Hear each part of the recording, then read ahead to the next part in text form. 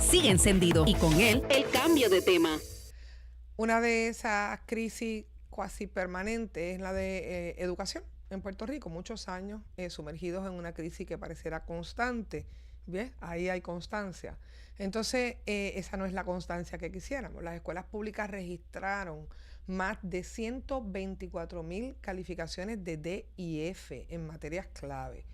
Y por primera vez, estudiantes de colegios privados superan los que entran a la Universidad de Puerto Rico de la escuela pública. ¿Cómo llegamos aquí? ¿Y cuáles son las razones realmente? Bueno, pues lo hablamos con Emma Zulzona, presidenta de la Asociación de Educación Privada. Muy buenos días. Buenos días. Saludos. Y está Edwin Morales de la Federación de Maestros. Saludos. Hola, saludos a todas y a todos. ¿Cómo llegamos aquí en que hayan 124,000 estudiantes colgados con DIF? Pues nada, yo creo que tenemos un problema estructural, ¿verdad? Que tiene que ver con las distintas situaciones que atraviesa el país en los últimos años. Yo creo que por lo menos en el caso del magisterio, pues ha tenido que estar lidiando con una serie de problemas endémicos que van desde pues el efecto del confinamiento del COVID y cómo eso ha impactado el rezago educativo, así como también condiciones A eso iba.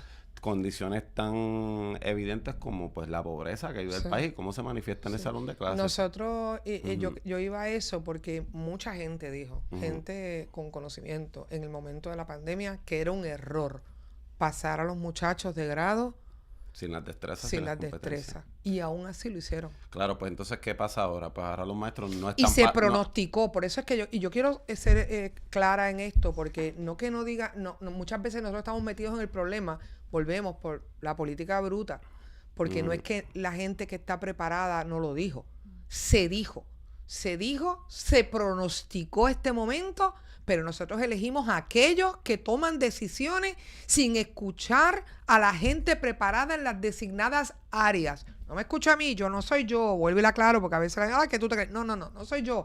Yo estoy hablando, escuchemos a los médicos si vamos a hablar de salud. Claro. Escuchemos a los maestros y a los estudiantes si vamos a hablar de educación. Escuchemos a los trabajadores sociales si vamos a hablar de maltrato. Escuchemos a la gente de la telefonía, algo tan, ¿verdad?, tan trivial, si vamos a cambiar las situaciones en la telefonía. Escuchemos, y todas estas cosas, porque mire hoy lo que estamos viviendo.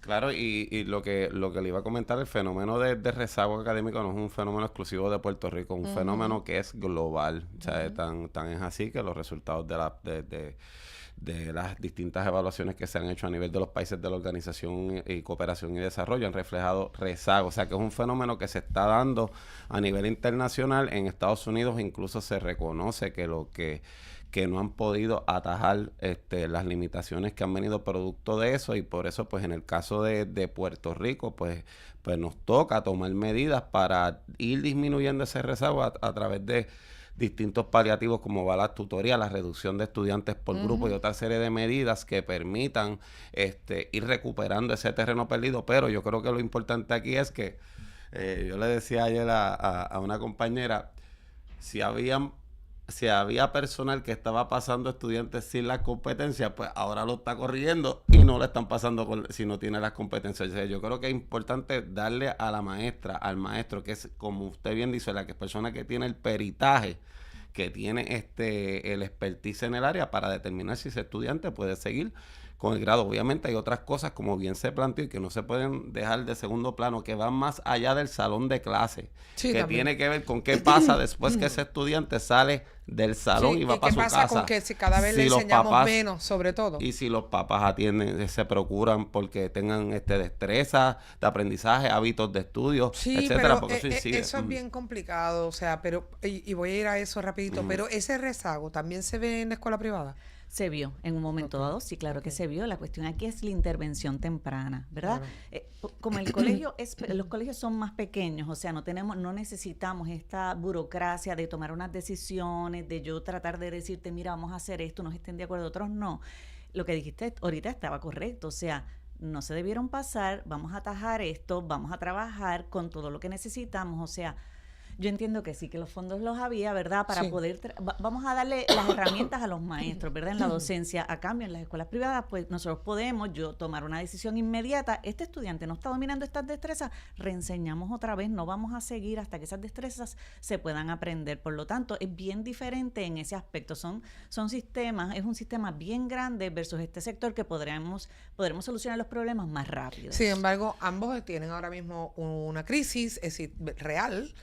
Ustedes están cerrando colegios, las escuelas hay mucho menos estudiantes. Estábamos hablando de que básicamente hay 200,000 estudiantes en un sistema que originalmente habían 800, yo no sé cuánto. O sea, y esto es real. O sea, esto es matemática también y no vamos a negarnos a la ciencia de la matemática. Entonces, obviamente, habiendo dicho esto, la pregunta es, en el caso de ustedes han tenido que cerrar colegios. Digamos, sí, han cerrado colegios. Este año han cerrado alrededor de 12 colegios. En el caso del Departamento de Educación, pues obviamente no se quieren cerrar escuelas. En el caso del Departamento de Educación, yo quiero hacer la salvedad que si bien es cierto que ha habido una reducción de matrícula, los topes de estudiantes siguen en 30, 20 y pico, o sea, en 20 y pico, 30 estudiantes por salón. Y con una población que es... pero mira, yo quiero hacerte una pregunta. Ajá. Eso será porque no los han redistribuido, porque si tienes 200,000 y tenías 800... no pueden haber 30 por salón. El reclamo... Tiene que haber una redistribución. Tiene que haber una redistribución, tiene que haber... Nosotros el magisterio lo que Yo ha planteado... pasé la clase de matemáticas. El magisterio lo que... ya veo que sí. El magisterio lo que ha planteado por muchos años es que ante la situación que hay, los problemas de rezago educativo, es importante individualizar la enseñanza. Eso es algo estratégico que incide en la formación de ese estudiante. Una maestra con 30 estudiantes por grupo no puede enseñar de la misma manera cuando tiene 15 o tiene 20. Claro, pero y eso entonces sigue siendo, ese reclamo sigue cayendo en oídos sordos porque obviamente esta es la agencia que más presupuesto tiene, hay un interés, esto incide directamente en la política del país, hay unos intereses hay de deuda, de pago de... Y estamos claros, la corriente regular, ¿verdad? Y yo siempre le digo esto, y no porque no sé lo que se hizo antes era mejor, ni porque a lo mejor tener 15 estudiantes en el salón de clase sea lo ideal. ¿Cuántos tienen ustedes normalmente? Todos varían, puede ser 20 a 30, hay de todo. Hay 30 en algún salón. Yo estudié en uno que habían 40. Y yo era la V, así que yo me acuerdo bien de cuántos éramos.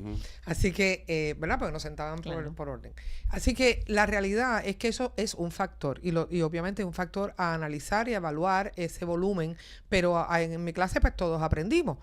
Básicamente, creo, no sé, igual yo tengo algún tipo de rezago. Y un escenario distinto. Pero nuestros rezagos de estas cosas, pero son escenarios distintos. Pero son escenarios distintos, estoy clara. Pero sin embargo, la realidad es que si vamos a redistribuir, pues también nos quedaríamos con planteles demasiado grandes.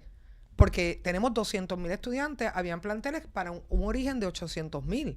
O sea, estamos hablando de que de alguna manera planteles habrá que cerrar o reubicar. Mira, yo he hecho una propuesta acá de que lo utilicen los mismos maestros y la misma educación, Departamento de Educación, pero para atender necesidades de personas mayores. Claro. Y ahí no se sale ni de maestros ni de plantas, pero hay que redistribuir. Hay que rediseñar ese concepto, pero es algo que donde las comunidades escolares tienen que participar de lleno, porque ciertamente una escuela que se cierra es una comunidad que se destruye. Entonces uno tiene que ver el impacto que tiene eso, no solamente en la comunidad directamente, sino cómo eso aumenta la pobreza en el país. Nosotros, o sea, han salido estudios donde han puesto en evidencia que la política de cierre de escuelas ha sido un error para el país. Ciertamente es un hecho concreto que tiene que ver con el asunto de la natalidad de la población. Uno no puede ignorar esa realidad, pero hay que buscar soluciones creativas de modo tal de que no se queden ahí abandonadas y que sea una cosa que al final se convierte en un estorbo. Y le sigan sirviendo a la comunidad. En este caso nosotros hemos planteado dentro de este escenario es que hay soluciones para atajar, que ya se está trabajando, ya hay paliativos, ya las tutorías siguen, el programa de extensión académica sigue, o de refuerzo académico sigue en las escuelas, nuestras maestras siguen dando el todo por el todo para buscar la manera de mejorar la situación, pero todavía hay mucho que hacer y este elemento es central, el tamaño de estudiantes por salón, la disminución del trabajo administrativo y el énfasis de que la maestra y el maestro está para enseñar, no para estar haciendo otro montón de tareas que no tienen que ver de acuerdo. con eso. Quiero ir a la situación de que entran más estudiantes de las escuelas privadas a la Universidad de Puerto Rico este año que de las escuelas públicas. ¿Alguna razón particular? Pues mira, yo estuve leyendo antes de venir Esto es un sobre producto de esto. toda esta conversación. Yo creo que obviamente hay una unión, ¿verdad? En el sentido de que sí hay unas destrezas que no se llegaron a cumplir en el sistema, pero lo que estuve leyendo de las estadísticas es que el sistema privado ha estado más o menos solicitando admisión alrededor de 4.800 estudiantes y esa constante ha seguido, o sea, eso es desde el 2006.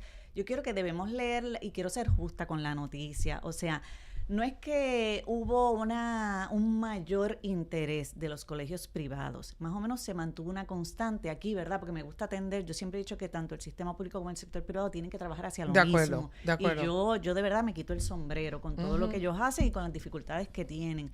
Por lo tanto, lo que tenemos que cuestionarnos es qué pasó con los estudiantes del sistema público, porque la constante fue el sector privado. O sea, no fue que vinieron ahora 10.000 estudiantes más de la escuela Eso es bien privada. importante lo que dice, porque podría ser que menos solicitaron.